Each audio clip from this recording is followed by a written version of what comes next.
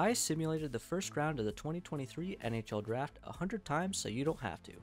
If that sounds interesting to you, stick around to the end of the video. If you're new here, my name is Graham. I'm a North American crossover scout for Dauber Prospects. Also, I'm getting pretty close to 1,000 subs, so consider helping your boy out by hitting that subscribe button. Might even do a giveaway at 1K subs. That being said though, let's get into today's video. Unsurprisingly, Connor Bedard was drafted first overall in 100 of 100 simulations. Similarly, Adam Fantilli was selected second overall in 100 of 100 simulations as well. Drafted third overall with an average draft spot of 3.03, we have Matvei Michkov. He was drafted as high as 3, but as low as 4. So not much movement for Michkov. But I do think it's interesting that it was Michkov that was going third overall every time. Just because it seems like Columbus is going to go Will Smith, or at the very least Leo Carlsson. So, you know, this isn't like the most complicated simulator ever, not necessarily the most realistic. I believe the majority of the weight is just based off of their rankings. But nonetheless, it is interesting to see Michkov going third overall. Going fourth overall, interestingly, with a average draft position of 4 exactly, but with a range of 3 to 5, we have Leo Carlsson. Fifth overall, on average, to the Montreal Canadiens with an average draft rank or spot of 5.07 and a range of 4 to 6, we have Will Smith. Again, not a player that we've heard really being attached to the Canadiens, but there you have it, Will Smith. Sixth, with an average draft spot of 6.02 and a range of 5 to 7, we have Zach Benson. Seventh, to the Philadelphia Flyers, with an average draft spot of 7.11 and a range of 6 to 9, we have Ryan Leonard. Going 8th overall on average with an average draft spot of 8.12 and a range of 6 to 10, we have Colby Barlow. 9th overall with an average draft spot of 8.86 and a range of 7 to 11, we have Oliver Moore. Going 10th overall with an average draft spot of 10.08 and a range of 8 to 12, we have Axel Sandin-Pellikka. 11th to the Vancouver Canucks with an average draft spot of 11.37 and a range of 10 to 14, we have Dalibor Dvorsky. 12th, with an average draft spot of 11.84, also with a range of 10 to 14, we have Braden Yeager.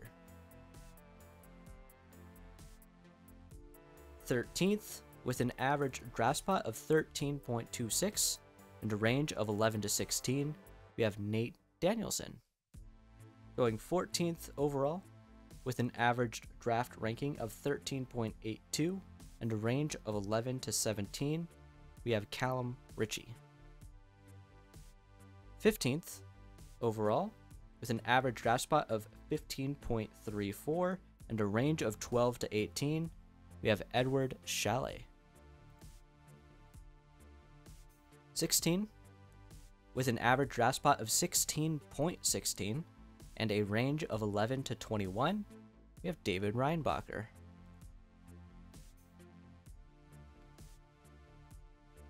17, with an average draft spot of 16.98 and a range of 13 to 20, we have Otto Stenberg. 18th overall, with an average draft spot of 18.29 and a range of 14 to 28, we have Gabe Perreault.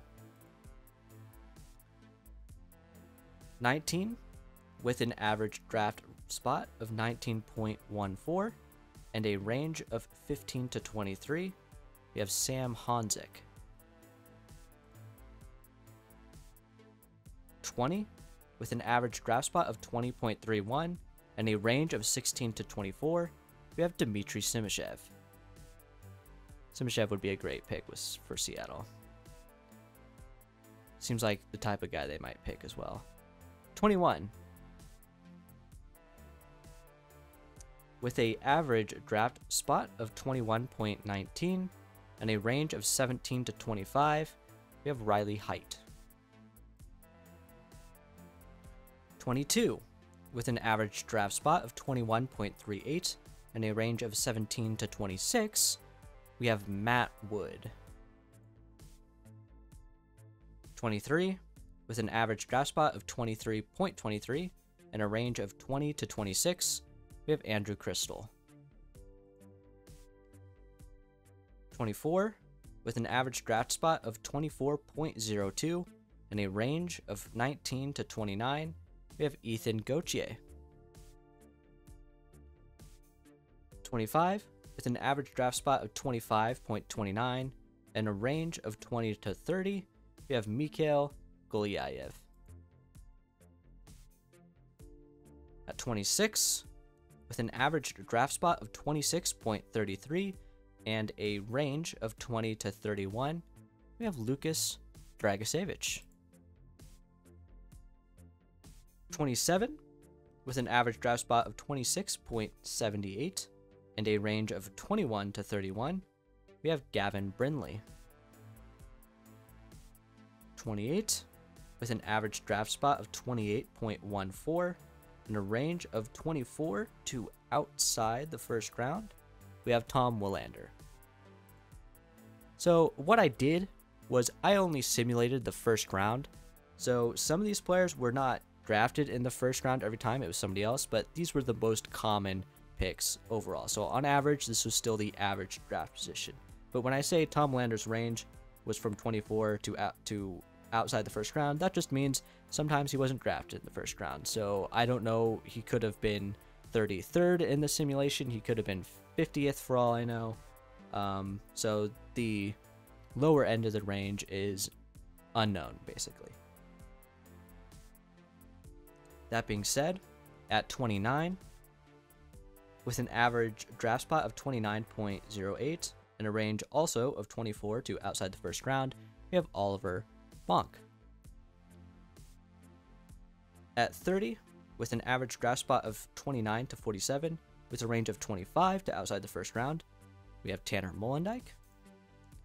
At 31, with an average draft spot of 30.24, also with a range of 25 to outside the first round, we have Grayson Sachin. And at 32, with an average draft spot of 30.51 and a range of 26 to outside the first round, we have Bradley Neto. Okay, so a couple of notes that I discovered about this website and the way this draft works. It's very largely, clearly, based off their own rankings. Now, you can mess with the settings, so now I'm just going to show you how I did it. So I set it to 1 round, although first, actually, we need to go back to here because I did a local draft, of course, and I picked a team that I know didn't have a pick in the first round. That way I can just sim the whole round at the same time. So I specifically chose Tampa Bay because I knew they didn't have a pick. I set it to 1 round. And then I did set the randomness factor down to about here and team needs factors to around the same point as well. I would be interested to see how the results would differ if I turned up randomness. Because with randomness this low, it seems like they just picked the best player available based off their own rankings. And, you know, Draft Pro's rankings are pretty interesting. They're pretty different to my own, I would say. And even from a mock draft standpoint, I don't think it's particularly accurate.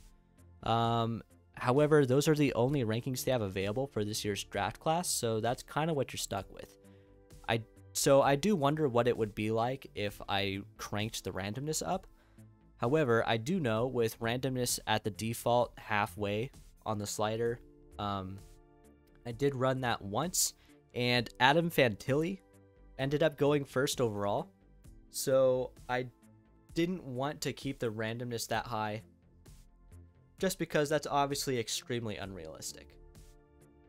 Also, I wouldn't expect this type of simulation to be particularly complicated necessarily, so I'm not blaming them for this, and I certainly wouldn't expect them to be able to factor in outside factors like whatever's going on with Michkov. Like, I think it's pretty clear he's not going to go third overall. But, you know, maybe not. I could be wrong. Maybe they have that nailed on the head. You never know. But it's not like this is an insider thing or anything. It's just for fun. And I spent many hours doing this. It seemed like a good idea at first, and then it just kept going and going. So I hope that you sincerely appreciated this one, enjoyed this video. I hope you found it interesting in some way. If you did, again, please consider hitting subscribe, helping me get to that 1,000 subscriber mark. Leave a comment. Let me know what surprised you about how this resulted. You can leave a like on the video. That always helps. But whatever you do, have a good day. Thank you so much for watching.